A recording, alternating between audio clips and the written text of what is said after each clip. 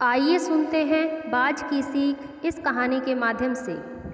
एक बार एक शिकारी जंगल में शिकार करने के लिए गया। बहुत प्रयास करने के बाद उसने जाल में एक बाज पकड़ लिया। शिकारी जब बाज को लेकर जाने लगा तब रास्ते में बाज ने शिकारी से कहा, तुम मुझे लेकर क्यों जा रहे हो? शिकारी बोला, मैं तुम्हें मारकर खाने के लिए ले जा रहा हूँ। बाज ने सोचा कि अब तो मेरी मृत्यु निश्चित है। वह कुछ देर यूं ही शांत रहा और फिर कुछ सोचकर बोला, देखो, मुझे जितना जीवन जीना था मैंने जी लिया और अब मेरा मरना निश्चित है, लेकिन मरने से पहले मेरी एक आखिरी इच्छा है। बताओ अपनी इच्छा, शिकारी ने उत्सुकता से पूछा। बाज ने बताना शुरू किया, मरने से पहले मैं तुम्हें 2 सीख देना चाहता हूँ। इसे तुम ध्यान से सुनना और सदा याद रखना।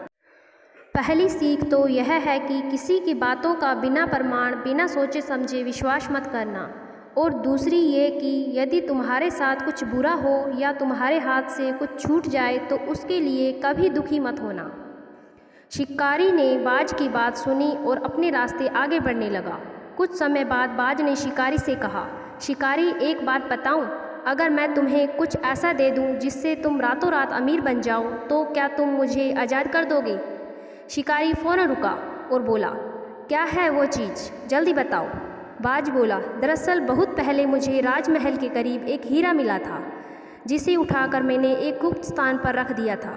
अगर आज मैं मर जाऊं तो वो हीरा ऐसे ही बेकार चला जाएगा। इसलिए मैंने सोचा कि अगर तुम उसके बदले में मुझे छोड़ दो तो मेरी जान भी बच जाएगी और तुम्हारी गरीबी भी हमेशा के लिए मिट जाएगी। यह सुनते ही शिकारी ने बिना कुछ सोचे समझे बाज को आज़ाद कर दिया और वो हीरा लाने को कहा। बाज तुरंत उड़कर पेड़ की एक ऊंची शाखा पर जा बैठा और बोला, कुछ देर पहले ही मैंने तुम्हें एक सीख दी थी कि किसी के भी बातों का तुरंत विश्वास मत करना, लेकिन तुमने उस सीख का पालन नहीं किया। दरअसल मेरे पास कोई हीरा नहीं है और अब मैं आज़ाद हूँ। यह सुनते ही शिकारी मायूस हो पछताने लगा। तभी बाज फिर बोला, तुम मेरी दूसरी सीख भी भूल गए कि अगर तुम्हारे साथ कुछ बुरा हो तो उसके लिए तुम कभी पछतावा मत करना।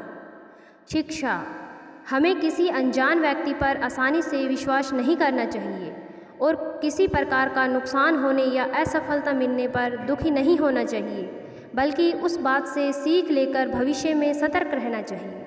धन्यवाद।